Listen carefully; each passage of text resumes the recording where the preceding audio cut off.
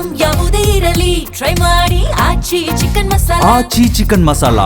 ಇಂದು ಪರಿಷತ್ನ 7 ಸ್ಥಾನಗಳಿಗೆ ನಿರ್ಣಾಯಕ ಮತದಾನವಾಗಿದ್ದು ಬೆಳಗ್ಗೆ 9 ಗಂಟೆಯಿಂದ ಸಂಜೆ 5 ಗಂಟೆವರೆಗೆ ಮತದಾನ ಪ್ರಕ್ರಿಯೆ ನಡೆಯುತ್ತೆ. ಸಂಜೆ 5 ಗಂಟೆ ನಂತರ ಫಲಿತಾಂಶ ಹೊರಬೀಳುತ್ತೆ. 7 ಸ್ಥಾನಗಳ ಅಖಾಡದಲ್ಲಿ ಒಟ್ಟು 8 ಅಭ್ಯರ್ಥಿಗಳ ಸ್ಪರ್ಧೆ ಇದ್ದು ಕಾಂಗ್ರೆಸ್ನಿಂದ 5 ಇದ್ದಾರೆ, ಬಿಜೆಪಿಯಿಂದ 2 ಅಭ್ಯರ್ಥಿಗಳು ಕಣದಲ್ಲಿದ್ದರೆ ಜೆಡಿಎಸ್ನಿಂದ 1 ಅಭ್ಯರ್ಥಿ ಕಣದಲ್ಲಿದ್ದಾರೆ.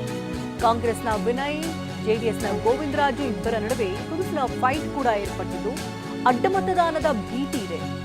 ಬಿಜೆಪಿ ಹಾಗೂ ಜೆಡಿಎಸ್ ಪಕ್ಷಗಳಿಂದ ರೆಸಾರ್ಟ್ ರಾಜಕೀಯ ಕೂಡ ಈಗಾಗಲೇ ಶುರುವಾಗಿದೆ.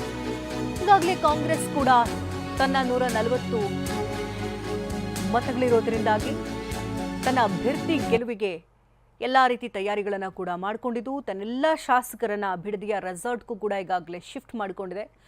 5 ಅಭ್ಯರ್ಥಿಗಳ ಗೆಲುವಿಗೆ ಈಗಾಗಲೇ ಕೈ ಲೆಕ್ಕಾಚಾರ ಕೂಡ ಹಾಕೊಂಡಿದೆ. ಇನ್ನು ಬಿಜೆಪಿ ಬಲ ಎಷ್ಟಿದೆ ಅಂದರೆ 62 ಇದೆ. 2 ಅಭ್ಯರ್ಥಿಗಳ ಗೆಲುವಂತೂ ಸುಲಭ ಆಗುತ್ತೆ ಬಿಜೆಪಿಗೆ.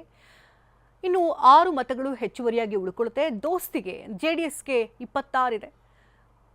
1 ಸ್ಥಾನಕ್ಕೆ 2 ಮತಗಳ ಕೊರತೆ ಇರೋದ್ರಿಂದಾಗಿ ಹೆಚ್ಚುವರಿ ಮತಗಳಿಗಾಗಿ ಕಾಂಗ್ರೆಸ್ ಶಾಸಕರಿಗೆ ದಾಳವನ್ನು ಹಾಕುವಂತ ಸಾಧ್ಯತೆ ಇದೆ. ಹಾಗಾಗಿ ಆಪರೇಷನ್ ಭೀತಿಯಲ್ಲಿ ಶಾಸಕರನ್ನು ಹಿಡಿದಿಟ್ಟುಕೊಳ್ಳೋದಕ್ಕೆ ಕೈಕಸರತ್ತನ್ನು ಮಾಡ್ತಾ ಇದೆ. ಭಾರಿ ಕುತೂಹಲವನ್ನು ಉಂಟುತ್ತಾ ಇದೆ ಪರಿಷತ್ನ ಚುನಾವಣೆ.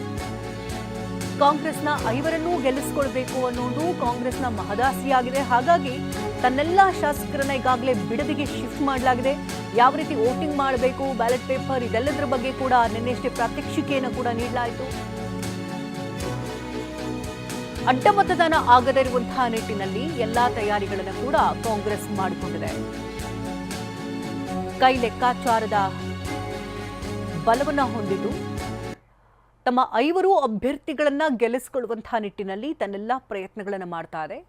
ಬಿಜೆಪಿ 62 ಸ್ಥಾನಗಳಿರುವುದರಿಂದಾಗಿ 2 ಸ್ಥಾನಗಳನ್ನು ಈಸಿಯಾಗಿ ಗೆದ್ದುಕೊಳ್ಳುತ್ತೆ. ತನ್ನ ದೋಸ್ತಿಗೆ 6 ಸೀಟನ್ನ ಬಿಟ್ಟುಕೊಡುತ್ತೆ. ಅದೇ ದೋಸ್ತಿ ಬಲ 26 ಇದೆ. 1 ಸ್ಥಾನಕ್ಕೆ 2 ಮತಗಳ ಕೊರತೆ ಕೂಡ ಉಂಟಾಗಿರುವುದರಿಂದಾಗಿ ಕಾಂಗ್ರೆಸ್ನ ಹೈಜಾಕ್ ಮಾಡಬಹುದಾದಂಥ ಸಾಧ್ಯತೆಗಳು ದಟ್ಟವಾಗಿದೆ. ಹೆಚ್ಚುವರಿ ಮತಗಳಿಗಾಗಿ ಕಾಂಗ್ರೆಸ್ಗೀಗಾಗಲೇ ದಾಳ ಹಾಕಿದ್ದಾರೆ ಎನ್ನುವಂಥ ಮಾತುಗಳು ಕೂಡ ಕೇಳಿ ಬರ್ತಾ ಇದ್ದು ಬಾಲಕೃಷ್ಣ ಸೇರಿದಂತೆ ಹಲವು ನಾಯಕರಿಗೆ ಈಗಾಗಲೇ ಕರೆ ಬಂದಿದೆ ಅಂತ ಮುನ್ಮನೆಯಷ್ಟೇ ಡಿ ಕೆ ಶಿವಕುಮಾರ್ ಕೂಡ ಹೇಳಿದರು.